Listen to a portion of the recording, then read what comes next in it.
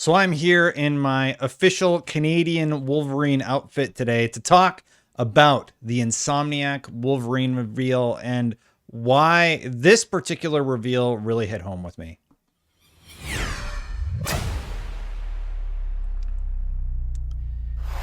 Before I get into it, don't forget to hit that subscribe button, hit that bell. And this video is going to be a little bit different from my normal stuff because Wolverine is a very special character to me. Growing up, it was one of the first comics that my dad introduced me to. I remember we drove to like Winnipeg. Yes, I'm Canadian. And we ended up getting like a copy of Wolverine issue 1, the one where his claws are out like this. And we kept it in the sealed bag and everything like that. When I was older, one of the things you might not know is that I actually started a fan site about Wolverine because I was such a big fan. I'll get more into that later. Let's talk about the actual game that was revealed here. So the team that worked on Miles Morales, we know, is working on this Wolverine game. We know it's going to be standalone. We think it's sometime in 2024. It's very early in development. According to the PlayStation blog, it'll have an emotional narrative and future cutting edge gameplay.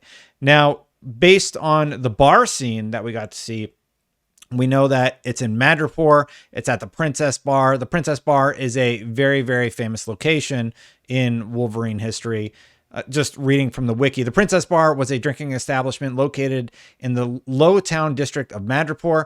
Initially, the bar was owned by a man known only as Odell, and for a time, it was frequented by Patch. The bar was also partly owned by Madripoor's crime overlord Tiger, and basically the Morlocks and the Reavers and people come here, they fight, and the Princess Bar has sort of been a recurring theme in Wolverine comics and just in comics in general.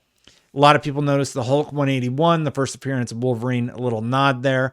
Yes, Wolverine first appeared in Hulk comics fighting the Hulk. And what I really want to know after all these reveals and all these news tidbits are, what is the gameplay going to be like? Now, one of my favorite Wolverine games of all time is X-Men Origins Wolverine. It's out on the 360. It was made by Raven Software. And the story that I've heard is that Raven Software was developing some technology that was like tech about Wolverine that would cause his body to decay over time, like as he took damage, and then it would heal back completely. Now, when that game came out, that sort of technology was unheard of at the time. It wowed everybody. The game, when you actually played it, it wasn't perfect. They ended up tying it to the Origins Wolverine movie, which was, as we all know by this point, sort of a dud. This was before like movies like Logan and things were coming out that really understood the Wolverine character and started hitting a good tone. Like X-Men 1 did justice by Wolverine. X-Men 2 did a good job. We all know X-Men 3 and X-Men Origins Wolverine was where things were sort of getting like, I don't know about these.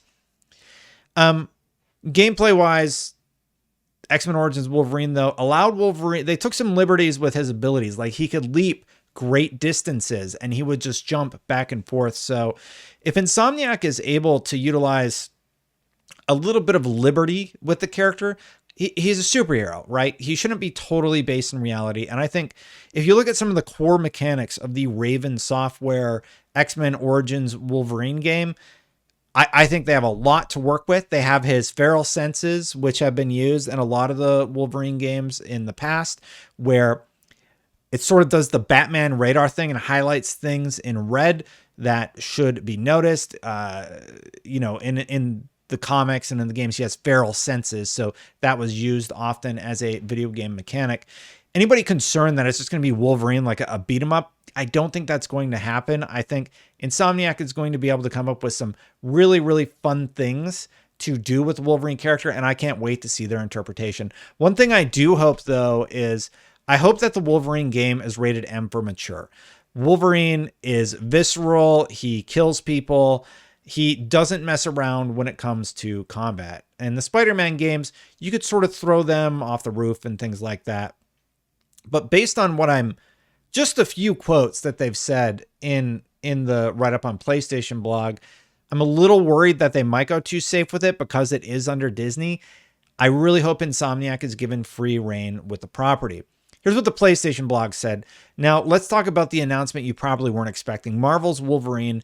Back when we were working on Marvel Spider-Man, there would be times where all of us, Insomniac, Sony Interactive Entertainment, and Marvel would brainstorm together about the future beyond the web slinger. And even in those early discussions, Wolverine continually came up as the character we'd be really stoked to work on together. Fast forward a couple years, and we're suddenly standing in front of Sony Interactive Entertainment and Marvel, formally pitching a PlayStation 5 game starring the adamantium-clawed mutant. Since you just saw the announced trailer, we can confirm that the pitch seemed to go really well. So, a few things. Wolverine has had bone claws about the time Magneto in the X-Men series ripped all of Wolverine's adamantium out. Everybody thought he was going to die. He kind of went into this feral beast mode where he was really stupid and like basically his mind was fried for a while, but eventually he came back and he had these bone claws for a while. That theme has been used repeatedly in the comics, and I think they did it in the movies. I can't remember if they did it in the movies or not, but don't quote me on that. And then what else happened? So eventually there was this other character who they killed just so Wolverine can get his adamantium claws back. It's actually pretty significant that they are focusing on that Wolverine. As we see, he's wearing, the red flannel shirt, represent Canada, and he's hanging out in the bar, having his drink. Wolverine can't really get drunk because of his healing factor.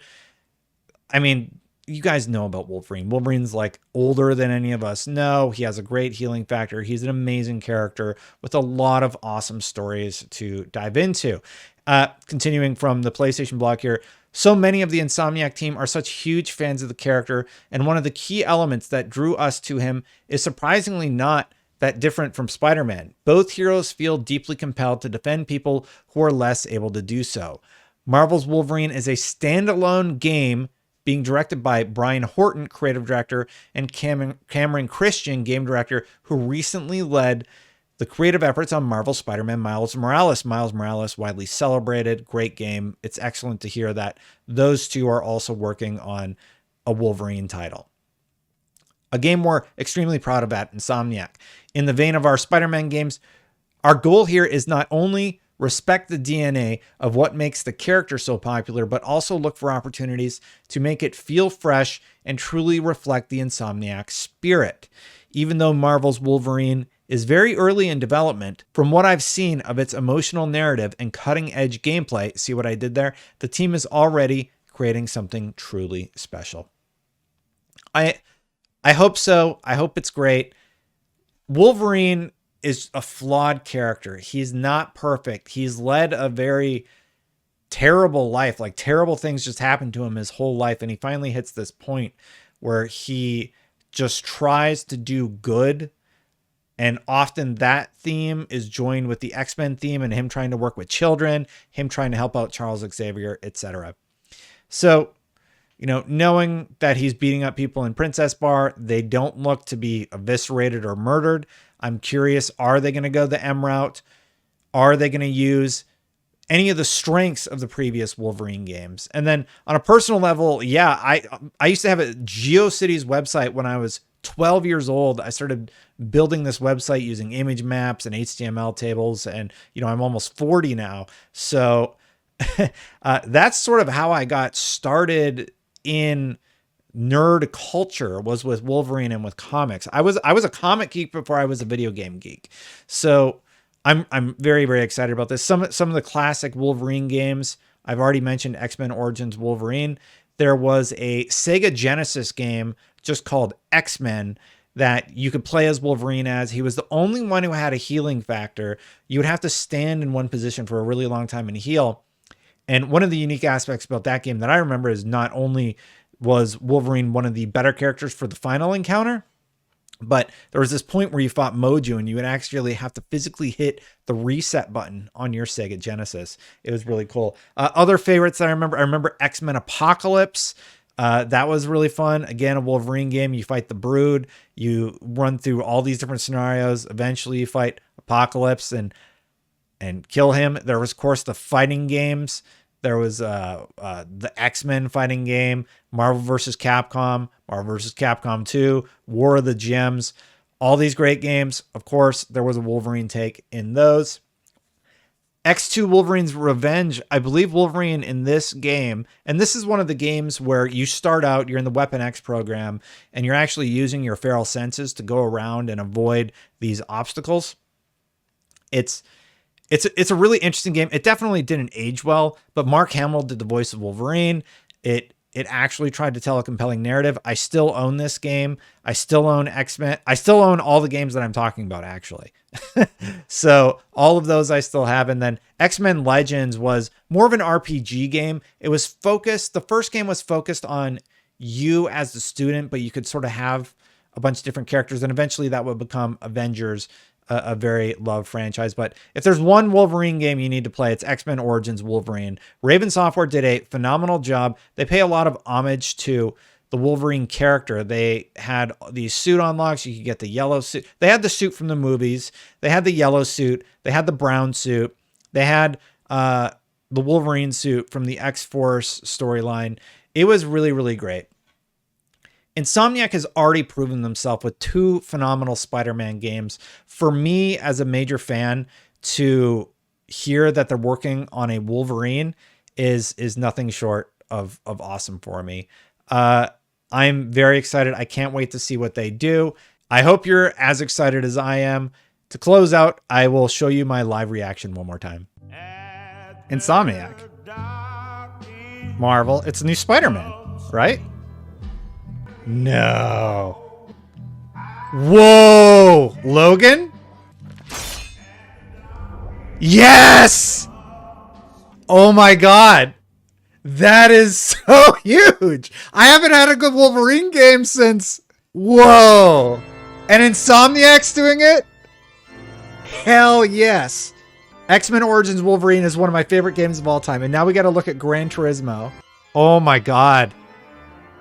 Gran Turismo, yeah, it's going to look great. But the fact that Insomniac is doing a Wolverine game is, wow. I have utmost confidence in their ability to do that. I am so excited for that game. Wolverine is like my favorite character ever. I literally ran a Wolverine fan page when I was a teenager. I'm like still super excited about that. I can't believe they're making a Wolverine game. I cannot wait.